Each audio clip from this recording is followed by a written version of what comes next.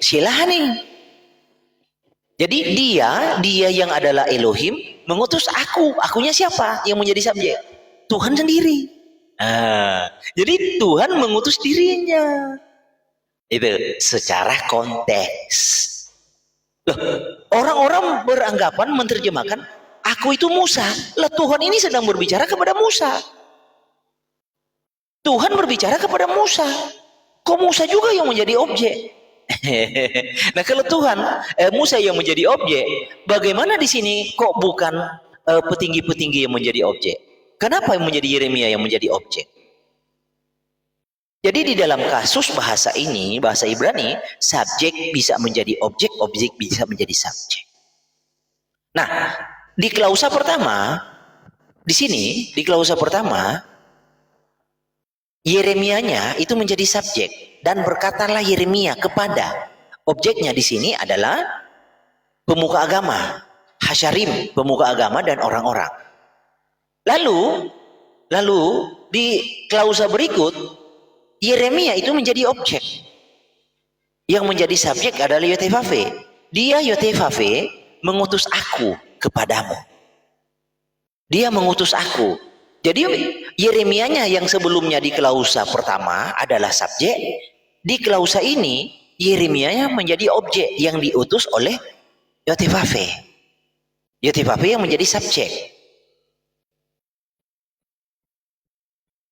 Hanya nempel kitab kok seakan mereka punya seder sendiri malah nempel buat nempel, maksudnya nempel saya nggak ngerti ya maksudmu nempel. Bahasamu nempel apa itu, kayak perangko itu nempel.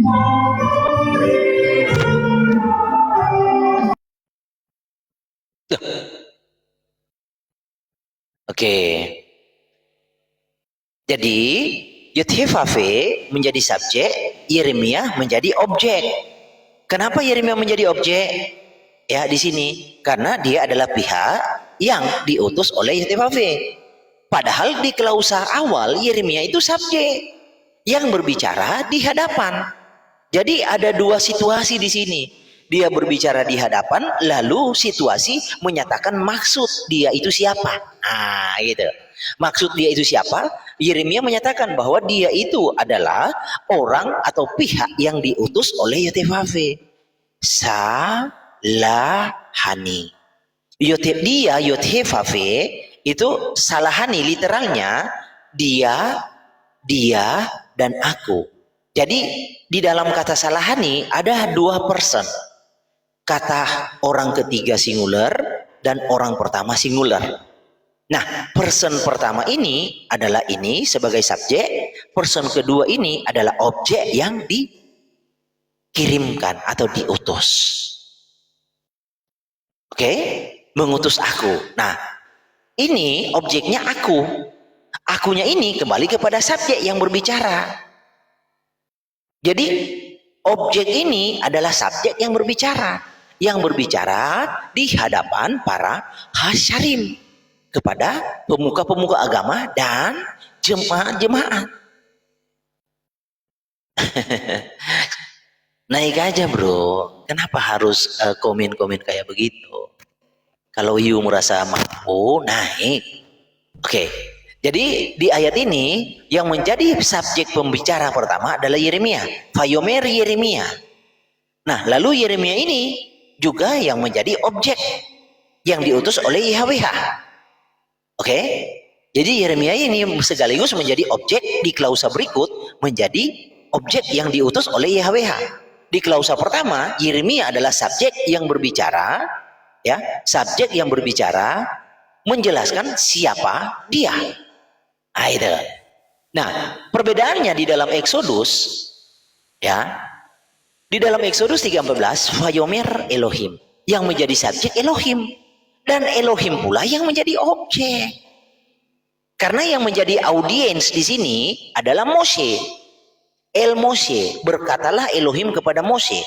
Sama di dalam Yeremia 26 ayat 12, yang menjadi audiens di sini, menjadi audiens bagi Yeremia adalah siapa? Hasyarim, adalah para pemuka agama. Yang menjadi audiens bagi Yeremia adalah pemuka agama. Itu. Yang menjadi audiens di dalam Keluaran 3:14 adalah Moshe. Yang menjadi subjek adalah Elohim. Di kasus Yeremia menjadi subjek Yeremia. Yang menjadi objek adalah pemuka agama. Itu.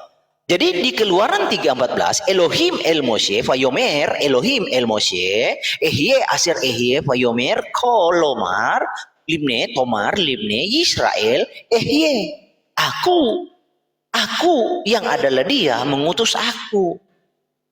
Aku yang adalah dia mengutus aku kepadamu. Begitu artinya. Nah, ini perbandingan ayat apple to apple. Itu bukan objek tapi datif. Butros. Kalau alekem itu datif jadinya. Siapa bilang objek? Alekem itu datif karena yang menjadi objek adalah di sini akunya yang di dalam kata ini. Ehye subjek ya, yang menjadi objek adalah aku. Yang menjadi datif elekem kepadamu. Datifnya elekem. Gitu. Jadi subjeknya adalah Tuhan, objeknya juga adalah Tuhan, datifnya adalah manusia, orang Israel. Oke, shalom Verhos. Ada Salam, Jumat ya. Salam. Ya.